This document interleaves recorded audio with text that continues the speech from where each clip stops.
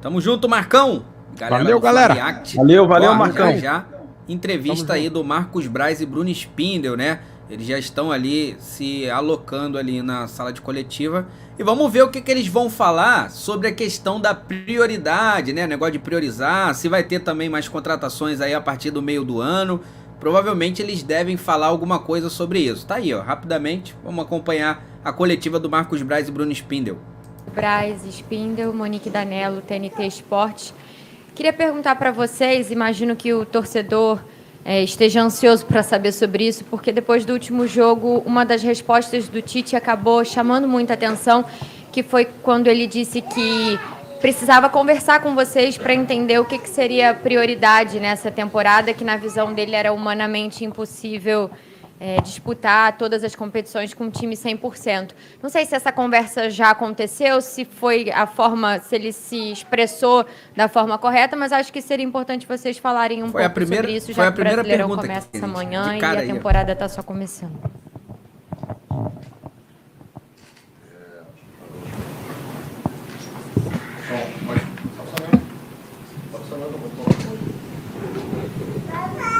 Você pode perguntar de novo? Perdão.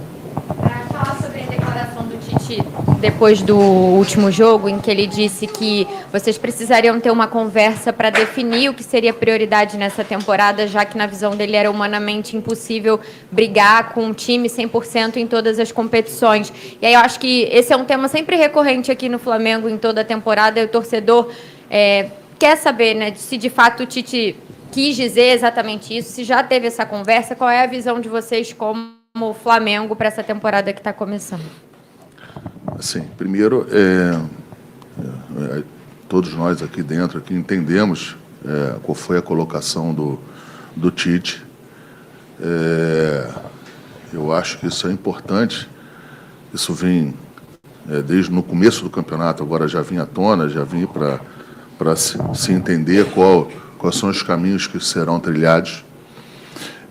Deixar claro que o próprio calendário impõe algumas situações, né? Esse calendário irresponsável em que o Flamengo precisa se submeter, ele impõe algumas situações. Um calendário em que nós vamos jogar novos jogos numa data FIFA, em que nós teremos aí 6, 7 jogadores fora, não estando à disposição. A parte da geografia, o Brasil é um país continental, a própria competição internacional que a gente disputa, que é a Libertadores da América. Então, tem muita coisa que algumas coisas vão se impondo, né? Vão se impondo e vão expondo. Um ponto também em que a gente tem que ser, eu preciso ser recorrente falando, é que muitas coisas a ciência vai falar, né? A ciência vai falar. A parte de fisiologia, a parte de fisioterapia, o departamento médico. São situações em que também dão o nosso norte em relação ao que se pode e o que se não pode em determinados jogos. Lógico que aqui o Flamengo quer ganhar e disputar, o Flamengo quer disputar sempre da melhor maneira e ganhar sempre o que for disputar, mas nós faremos e ganharemos o que for possível. Existe uma determinação, um pedido evidente do presidente Rodolfo Landim, que é o presidente do clube, que é quem manda, em que todas as competições sejam disputadas para ganhar. É isso que será feito, mas, claro, dentro da análise, mais uma vez, da ciência, né? A ciência em que nós temos aqui uns departamentos que foram investidos milhões, temos praticamente um laboratório aqui dentro, exatamente para isso. Para o torcedor, para o grande torcedor que nos acompanha no dia a dia, até os treinamentos, eles são todos eles monitorados por GPS, nós sabemos de todas as as variáveis possíveis dessa situação em relação ao que está treinando, ou o que está treinando pouco ou muito, se precisa treinar ainda mais. Enfim, então a gente tem um departamento aqui que nos dará muita ênfase, nos dará muito o norte do que vai fazer. E eu tenho certeza absoluta que o Tite falou em relação desta maneira aí, dessa maneira que eu estou colocando aqui. Talvez na hora ali, depois de um jogo, não tenha tanto tempo para responder, você precisa responder para um jornalista, na sequência tem outros jornalistas que não têm o mesmo tempo que eu tenho aqui para dar essa explicação um pouco mais ampla, então eu tenho certeza absoluta que foi em cima disso. E também te respondendo, não tive tempo, nós não tivemos tempo ainda de abordar, de falar desse tema.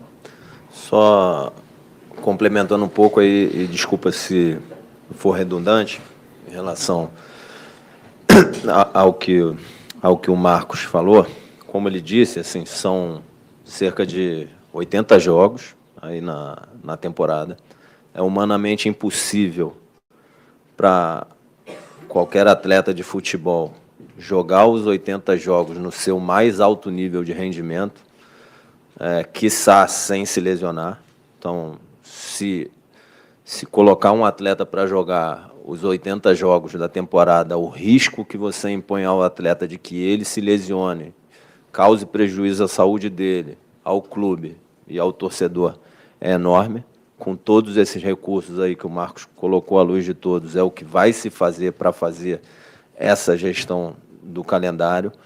O Flamengo investiu para ter um elenco robusto, com disputa em todas as posições. O ambiente competitivo no Brasil é cada vez mais acirrado. Você tem clubes que têm folha de pagamento similares à do Flamengo, do que eu me lembro aqui: Inter, São Paulo, Corinthians, Palmeiras, Atlético Mineiro, Botafogo, não me lembro se mais algum. Esses times têm folha de pagamento nos níveis ou até maiores que a folha de pagamento do Flamengo, que é um indicador de quão competitivos eles são. Não é só o recurso financeiro que é o que traz a competitividade, mas é um indicador. Então, você tem um calendário, você tem, como o Marcos disse, os 9 jogos da Copa América, que o Flamengo vai jogar desfalcado de 4, 5, 6, 7, 8 jogadores no seu elenco. E essa escolha de priorizar a Copa do Brasil, quem fez foi a CBF, não foi o Flamengo. O Flamengo, em toda competição que entra para disputar e ser campeão. Acho eu que a CBF fez uma escolha não esportiva, mas uma escolha com um olhar comercial, que acho que é uma competição que a CBF deve lucrar depois de distribuir premiação, logística, etc., ela deve lucrar uns 200, 300 milhões de reais ali, que deve sobrar no caixa da CBF. A escolha deve ter sido por causa disso. Isso é uma dedução minha, mas pode ser, pode não ser, porque do ponto de vista esportivo não faz sentido você tirar todos os atletas de seleção, que no Campeonato Brasileiro devem ser 40, dos clubes, e desprestigiar o campeonato, como a gente prometeu aqui, a última vez que a gente vai tocar nesse tema antes do campeonato começar, mas a CBF rompeu um princípio que ela tinha e sempre defendeu, que era da isonomia esportiva, quando fez essa escolha. O Campeonato Brasileiro não tem isonomia esportiva, ele é mais difícil para os clubes que têm e desequilibrado para os clubes que têm seus atletas convocados para as seleções. Mas, voltando aqui, o Flamengo ele entra em todas as competições para ganhar. O calendário impõe, de acordo com a ciência, de acordo com o planejamento, determinadas escolhas. O Flamengo não vai deixar que o calendário escolha pelo Flamengo, que o calendário lesione atleta, com o Flamengo agindo de forma irresponsável. O Flamengo vai usar todos os recursos que tem para tomar as decisões de acordo com o que o calendário impõe. Vou dar um exemplo para vocês do que eu estou querendo dizer. E que eu acho que foi isso que o Tite comentou ali, ele deixou claro. A gente deixou muito claro, desde o presidente, o Marcos, eu, que o estadual era de fundamental importância para o Flamengo. A gente É uma competição que a gente disputa. Nos 6 anos da gestão do presidente Rodolfo Landim, o Flamengo chegou na final em todos os anos, ganhou 4 dos 6 estaduais, e era fundamental que tivessem todos focados aí nessas finais. O Flamengo jogou num sábado com o Nova Iguaçu, primeiro jogo da final. O Flamengo ganhou de 3-0. Do ponto de vista físico, o mental não precisa dizer, porque é uma final. A demanda mental de um jogo desse, de concentração ao longo da semana no próprio jogo, é absurda. Do ponto de vista físico, e que mostra o foco de todos, foi o jogo de maior demanda do grupo como um todo, de várias métricas. Vários atletas bateram recordes pessoais ali do ponto de vista físico nesse jogo. No dia seguinte, eles tiveram que se apresentar cedo aqui no CT, fizeram uma refeição rápida, foram para o aeroporto, viajamos todos para a Colômbia, uma viagem de 6 horas, né? 6 horas. Viagem de 6 horas, acho que de porta a porta entre 10 e 11 horas. Isso. E 2 dias depois, o time estava jogando a 2.600, 2.700 metros de altitude, um jogo de estreia na Libertadores, duríssimo. Ninguém pode achar em sã consciência que, com uma viagem de 11 horas de porta a porta, indo do nível do mar, numa determinada temperatura, depois de um jogo da maior demanda física e mental, desgaste que a gente tem aqui na temporada, que os jogadores vão render, todos eles, o máximo possível nesse jogo, sem tempo para descansar, sem tempo para treinar, sem tempo para preparar o jogo, com uma viagem dessa no meio. Então, determinadas decisões têm que ser tomadas à luz da ciência, da parte técnica, tática, física, mental, com o que o treinador tem e todo o staff aqui o clube oferece, e também determinadas questões que não têm a ver com relação de jogo, com escalação, com tática, etc., compartilhadas com a direção, para que se tome determinadas decisões. Sendo bem claro, assim, e indo direto, detalhando um pouquinho mais, é isso. E, de novo, para terminar, o calendário não vai tomar decisão pelo Flamengo. O Flamengo vai tomar as decisões que tiver que tomar para preservar a saúde dos atletas e extrair o maior rendimento possível do grupo. Marcos, Bruno, aqui. Voltando um pouco no tempo, em 2019, para ser mais específico, em maio, o Flamengo foi ao Bangu e contratou o João Lucas.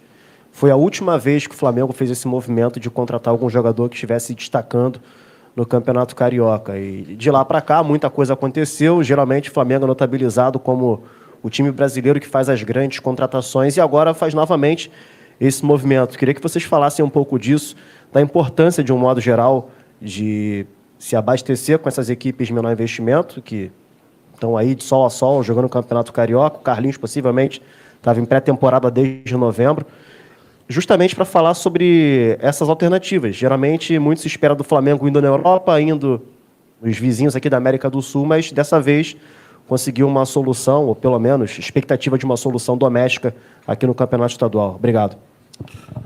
Assim, falando um pouco em relação ao mercado, deixar claro que o Flamengo, pelo menos a gente aqui, o Flamengo não tem nenhum preconceito em relação ao jogador que esteja ou no Brasil, ou disputando algum estadual, ou num time menor. A nossa decisão, a nossa análise para depois efetivar alguma compra, ela é mais ampla, ela passa por outras situações. Mas deixar claro assim, que até nos times menores, quando o Flamengo vai fazer uma análise, vai fazer alguns pedidos de informação, para a gente as coisas são dificultadas um pouco mais em relação à parte financeira, né? É normal isso, é do jogo, a gente já falou aqui em outros momentos. E aí o Flamengo analisa e se posiciona. Com o João Lucas, foi isso. O jogador é um jogador que deu certo aqui, jogou Libertadores da América, se não me engano, foi campeão com a gente, em vários torneios importantes aqui. Foi para o Cuiabá, depois foi para o Santos.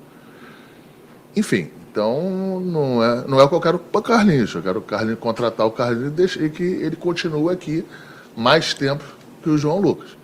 Mas eu quero que ele dê certo, como o João Lucas deu em relação a ajudar o Flamengo nas competições quando foi requisitado. E é isso que a gente espera de qualquer contratação nossa, independente do tamanho do clube, o tamanho da história do próprio jogador. E complementando, assim, o Flamengo contratou jogadores de praticamente todos os mercados e contratou jogador da América do Sul, contratou jogador do Brasil, contratou jogador dos Estados Unidos, contratou jogador da Europa, contratou jogador de clube de menor investimento, contratou jogador de clube de Série A, contratou jogador livre, contratou jogador emprestado, que deu certo aqui. Enfim, contratou jogador de uma faixa menor de investimento que hoje está na seleção brasileira. Contratou jogador também de uma faixa, vamos falar do Eric, uma faixa de investimento mais baixo também, que é titular do Flamengo e está no Chile. Então o Flamengo não tem, como o Marcos disse, preconceito ou viés. O Flamengo, ele busca jogadores que possam somar ao elenco e ajudar o Flamengo a ser campeão dentro da realidade financeira do Flamengo. Sem querer um pouco se vitimizar, foi imposta isso de uma maneira, eu acho que injusta ao departamento de futebol do Flamengo, que o Flamengo só faz contratações milionárias. O Flamengo faz contratações milionárias também. O Flamengo foi na Argentina, trouxe o Rossi, livre. O Flamengo foi no Bayern de Munique, trouxe o Rafinha, livre. O Flamengo foi ao Atlético de Madrid, trouxe o Felipe Luiz, livre. E assim, eu vou ser injusto falando algumas coisas. O Flamengo foi no Cruzeiro e trouxe o Arrascaeta pagando uma quantia impensável no jogador aqui internamente com o clube brasileiro. O Flamengo trouxe por empréstimo Gabigol e Pedro. Thiago Maia, e depois efetivou as compras, foram efetivadas as compras. Então, o Flamengo aqui fez uma política nos últimos 5 anos e 3 meses, que é o que eu posso falar aqui, sempre com o comando do presidente Rodolfo Landim, de maneiras diversas. A gente trouxe muito jogador que não tinha vínculo vínculo que eu digo é que não precisou pagar o jogador que estava praticamente liberado. Gustavo Henrique veio livre. Então, falava que a gente não foi na América do Sul. A gente foi para a América do Sul também. Quando foi possível, a gente foi. Então, quando foi possível, a gente foi no Bangu. Agora a gente foi no Nova Iguaçu. Então, assim, estou aproveitando que foi imposto alguns carimbos aqui no departamento de futebol que, ao meu ver, foram injustos e que a gente... Injustos, mas com... Sempre que eu falo isso, mas com erro de eu e Bruno não ter vindo para cá e ter dado algumas entrevistas maiores para falar da parte financeira e da parte exatamente de como foram feitas essas contratações na parte de mercado. Boa tarde, Marcos, Bruno, aqui no meio, Gabriel Orfo, canal Paparazzo Rubro Negro.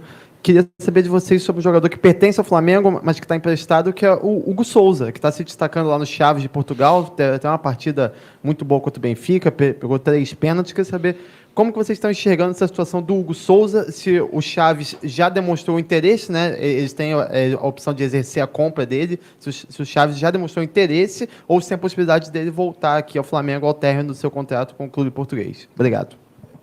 É um empréstimo, o detentor é o Flamengo. Caso acabe o empréstimo e não tenha mercado, a gente respeita o contrato, ele volta. Mas, para deixar claro para você, na nossa cabeça, nesse primeiro momento, a gente não conta com o jogador. A gente trouxe o Rossi, tem um reserva em que a gente acha de altíssima qualidade, tem um menino da base já está super enturmado aqui, que ele já está mais do que equacionado em relação ao ambiente. Então, a gente, nesse primeiro momento, a gente não vê como uma possibilidade da volta dele, a não ser que aconteça uma situação de mercado em que não tenha, que eu acho muito pouco provável, até pelas atuações dele, até pela estatura dele, até pelo amadurecimento dele já fora daqui. Eu pessoalmente gosto muito dele e que ele tenha uma sequência de carreira ainda melhor que ele teve até agora. Boa tarde, Bruno, Marcos. Voltando um pouco na pergunta da Monique, o Bruno falou que vocês deixaram claro que o estadual era fundamental no planejamento e tudo mais. E aí vocês explicaram já que é a ciência que vai falar e tudo mais.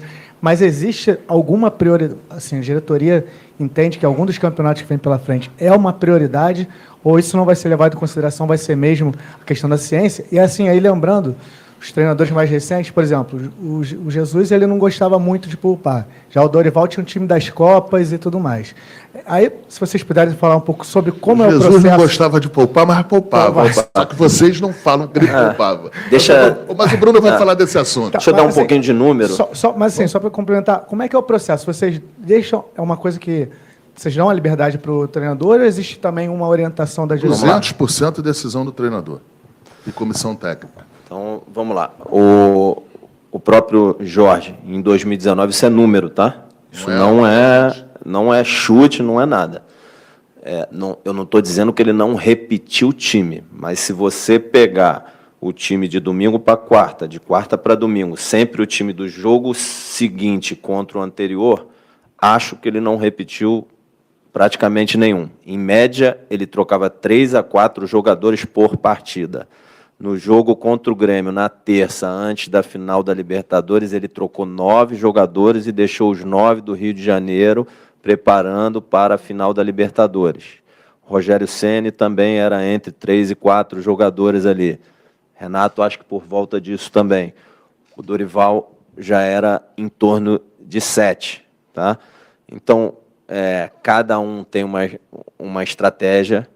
É óbvio que o que a gente procura fazer é montar um elenco que tenha capacidade de enfrentar os desafios da temporada, de acordo com o calendário. O Flamengo entra para disputar todos os títulos, mas o que o Tite colocou e o que a gente coloca é humanamente impossível.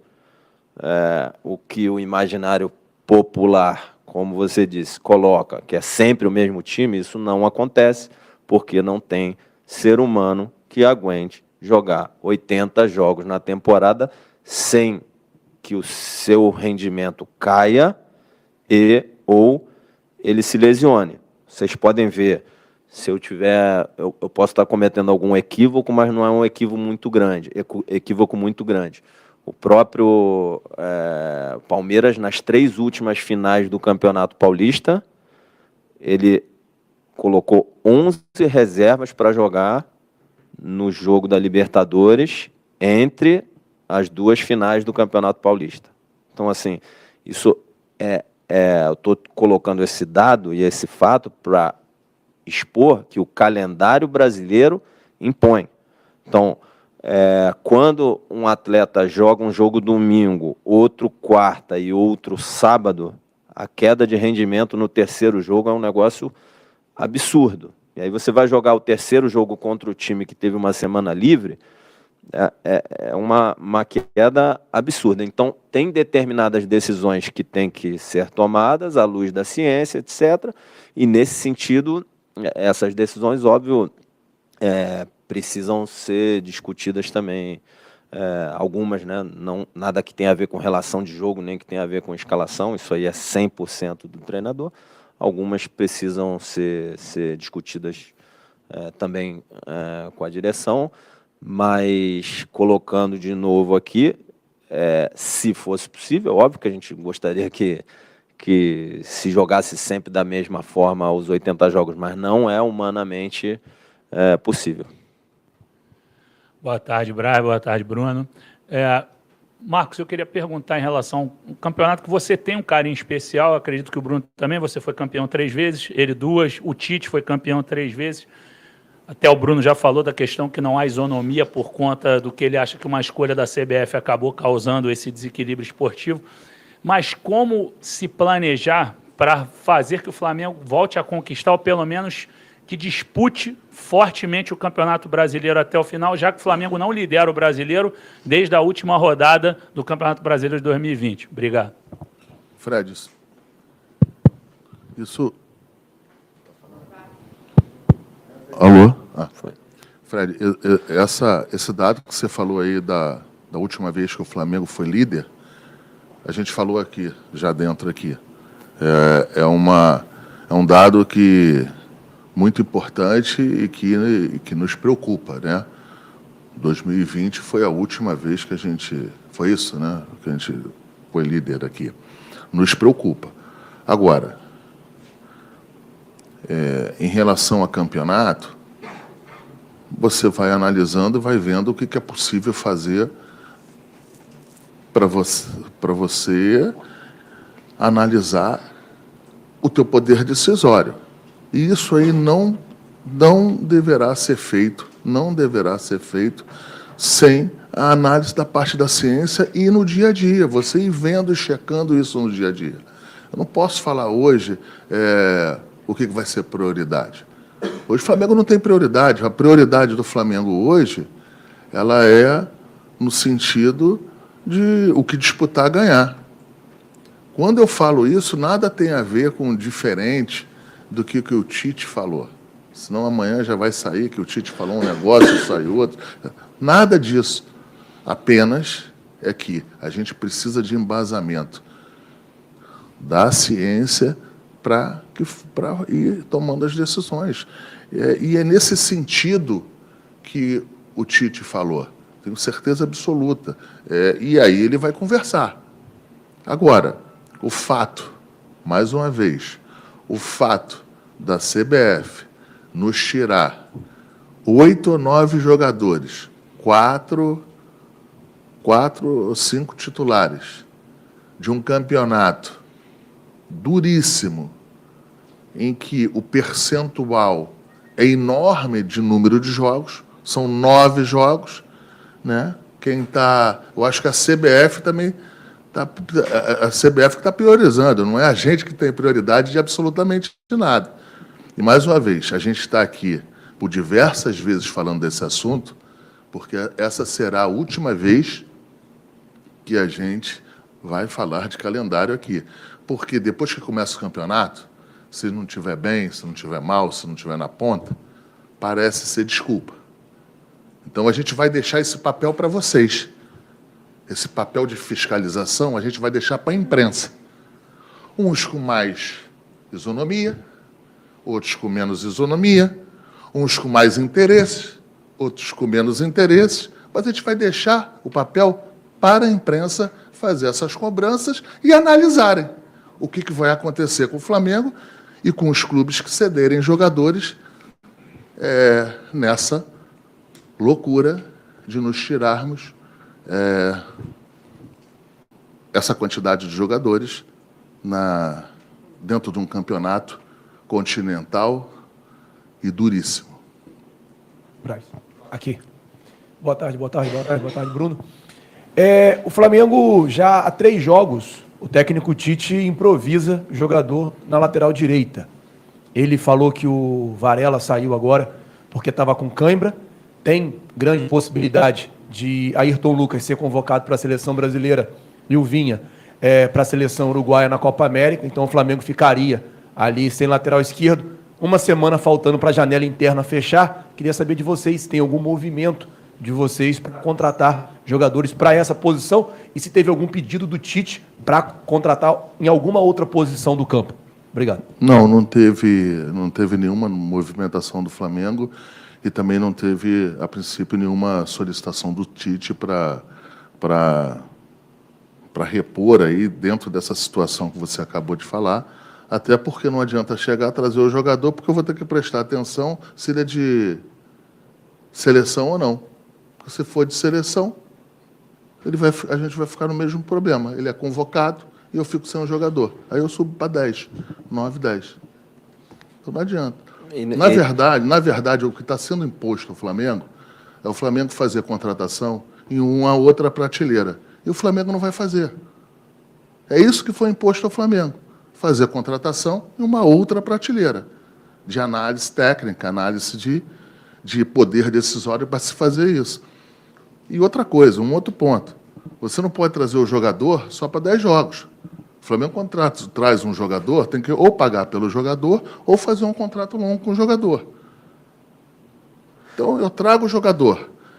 E depois, quando voltarem os jogadores que foram para a seleção, eu fico com 40 jogadores aqui dentro, aí começa a encher o saco falando que, olha só, contratou muita gente, tem muita gente. Não tem muita gente. É porque a situação do calendário, você nos faz tomar alguns riscos que são esses aí. E outra, para completar, como é que eu vou, Marcos e eu, presidente, vamos adivinhar como que o jogador vai performar até a Copa América e a cabeça do treinador da seleção do Chile, do Uruguai, da Argentina, do Brasil, como que eu vou adivinhar a cabeça deles, quem é que vai ser convocado para planejar elenco? Como é que eu vou adivinhar isso? Se convocar mais jogadores do Flamengo, se convocarem 11, 12, o Rossi acabou de bater o recorde sem tomar gol da história do Flamengo. Guilherme, nos 30 maiores países do futebol, nos 30 maiores, o único lugar que não para é aqui. O único lugar que não para é no Brasil. Então a gente está certo e os outros 29 estão errados. A Inglaterra está errada, a Espanha está errada, a França está errada, está certo o Brasil. Então, assim... E assim... Temos que conviver com isso. Para terminar, o interesse dos clubes, 13 da Série A, foi que não se tivesse jogo dentro da Copa América. Os clubes deixaram isso claro. A CBF, entendo que por interesse comercial, protegeu a Copa do Brasil. O mínimo que ela poderia fazer é pegar os 200, 300 milhões lá de lucro que ela tem da Copa do Brasil e distribuir para os clubes que são prejudicados. E aí, pelo menos, ia amenizar, ajudar os clubes a compensar a perda desses atletas que vão para as seleções. Aí. E eu vou te pedir, coisa poderia fazer. Como você é um canal independente, que é você que faz as análises do que tem que entrar em pauta ou não, que não esqueça disso. Você vai fazer um bem para o futebol brasileiro, você vai fazer um bem para os principais times aqui do Brasil. Kennedy. Não esqueça, bote isso sempre em pauta, porque a gente não vai poder fazer isso exatamente pelo fato de começar a cair na mesmice de uma desculpa. E pedindo ajuda aí para os canais do YouTube. Faça isso, se você puder, você vai estar contribuindo com o futebol brasileiro. Tenha certeza disso. Marcos e Bruno, aqui. Até aproveitando o gancho, já que isso tem sido realmente o tema da coletiva de imprensa de vocês dois, como é que é o diálogo com a CBF? Qual foi a última conversa que vocês tiveram, então, com a entidade? A resposta, um posicionamento? Vocês têm diálogo nesse momento para resolver e achar uma solução, talvez? Ou não tem nenhum parecer da CBF em relação a isso? Eu queria saber justamente como está essa relação do Flamengo com a CBF, porque são várias as coletivas que vocês reclamam sobre isso, não só vocês também, mas outros clubes também reclamam sobre essa ausência de jogadores durante a Copa América ou amistosos.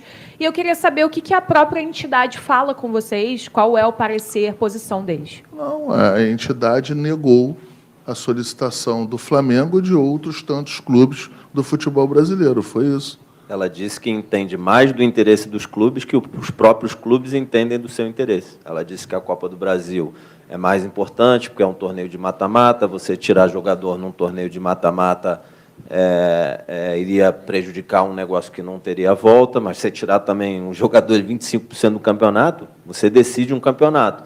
E, para completar, a Copa do Brasil ela não paga tanto assim como as pessoas entendem. A Copa do Brasil ela paga bem para quem chega na final. Para quem não chega na final, um estadual paga mais. Então, assim, até do ponto de vista da relevância financeira, um clube paulista, por exemplo, o Spindle é muito inteligente. De alto investimento, ele é inteligente. Ele ganha muito mais no Campeonato Paulista do que normalmente ganha na Copa do Brasil, a não ser que chegue na final. Um clube, os 4 grandes do Rio, o Vasco eu não sei se assinou ou não, enfim, mas os grandes do Rio, de forma geral, vão ser melhor remunerados no estadual mesmo. do que na Copa do Brasil, exceto se chegarem na final. Então é estadual mesmo. Então, assim, nem do ponto de vista financeiro é verdade a afirmação da CBF. Eu entendo, assim, a gente está olhando sempre aqui as coisas do ponto de vista esportivo. Mas o que os clubes deixaram muito claro para a CBF, 13 clubes da Série A, é que os clubes preferiam que o Campeonato Brasileiro não fosse afetado dessa forma pela Copa América. A CBF disse que entende mais do interesse dos clubes brasileiros do que os próprios clubes. Então, assim, não creio que entenda mais do interesse de cada clube do que cada um de seus presidentes. Mas, assim, a CBF, sim, respondeu, colocou suas razões. No final das contas, o que a CBF diz assim, eu que decido, o direito é meu, o calendário faço eu, e ponto final. É o dono da bola, né? Marcos, Bruno, última pergunta aqui. Boa tarde, Bruno. Boa tarde, Marcos. Léo José, do Coluna do Fla. Nessa janela do começo de ano, vocês foram atrás do Luiz Henrique, do Botafogo, até por conversa com a comissão técnica em relação ao novo ponta-direita para o elenco, né? E, ultimamente, o Tite ele colocou o Bruno Henrique, já está puxando algumas opções ao Luiz Araújo. A pergunta é, para essa janela agora de abril, ou até mesmo para do meio do ano, vocês estão pensando na contratação de algum novo ponta-direita? Eu vou responder para a janela de abril. Não. A janela de abril, não. Agora, para frente... A janela de julho não tem... Até porque você não sabe se a gente vai perder algum jogador, se tem algum clube gigante querendo algum jogador do Flamengo. A gente não tem a informação de outra... A gente monitora até bem isso aí. A gente monitora muito bem isso aí. É um trabalho que não aparece, mas a gente monitora muito. Só que eu acho que a janela do meio do ano ainda está muito cedo para a gente falar. Já a janela que vai fechar no dia 19, eu posso te falar que não. Assim, para a janela do meio do ano, a gente não tem diagnóstico, planejamento. Acho que é por isso que não tem, entendeu? E Olha, completando ali, do Spindler você muito tem mais uma técnico. série de atletas que que disputam posição com o Luiz ali pela direita e que ocuparam aquele espaço ali nas alternativas que vocês podem ver que o Tite fez ao longo dos jogos. Quando o Bruno falou de planejamento, é específico dessa posição, desse Sim, lugar, isso dessa posição que você falou. Isso aí. E aí você tem o Bruno jogando ali, Cebola, Vitor Hugo, Matheus Gonçalves, várias alternativas ali que o Tite utilizou nessa posição e que estão disputando com o Luiz. De novo, hoje, dentro do elenco, tem disputa em todas as posições. Todas, absolutamente todas. Muito obrigado, Marcos, Bruno. Obrigado a todos, gente. Até a próxima. Boa, Obrigada, né? Braz, Caraca. Bruno Spindel. E só antes da gente encerrar, Hoje- eu quero agradecer. A live Coletiva rendeu, hein? longa, meu parceiro, 2h30, né? Aí, claro que também boa parte aguardando, né, o atraso. E, cara, tá aí, né? Os caras falaram sobre tudo, né? Deu pra tirar aí as conclusões sobre a questão de priorizar ou não priorizar. E agora é partir, né, pros campeonatos e cair pra dentro de todos. Kennedy, quero te agradecer, parceiro. Obrigado, né, por ter participado aí da live aqui dos canais, né? Fla Lusquinhos, Marcos Fla React também. Tá? Foi um prazer aí estar com você, irmão. E vamos fazer mais lives juntos, né? Vamos trazer mais conteúdos aí para a nação rubro-negra dos nossos canais. Irmão, já deixa aí para você se despedir da nação. Obrigado, pessoal, por vocês estarem aqui com a gente. Você aturou a gente aqui desde o começo até o final. Muito atraso aí na apresentação do Carlinhos, mas deu tudo certo. O importante agora é a gente torcer para o Flamengo fazer uma excelente temporada. Os primeiros 4 meses já foram muito bons. E agora é torcer para o Campeonato Brasileiro, Copa do Brasil, Libertadores, dá tudo certo. Tamo junto. Júnior, obrigado pelo pessoal que acompanhou a gente aqui. Então é isso, valeu Kennedy aí do meu Mengão React, valeu galera do canal Marcos Fla React e também aqui a galera do canal Lusquinhos React. Tamo junto, nação, isso aqui é nossa paixão, isso aqui é nosso amor. Fui, nação!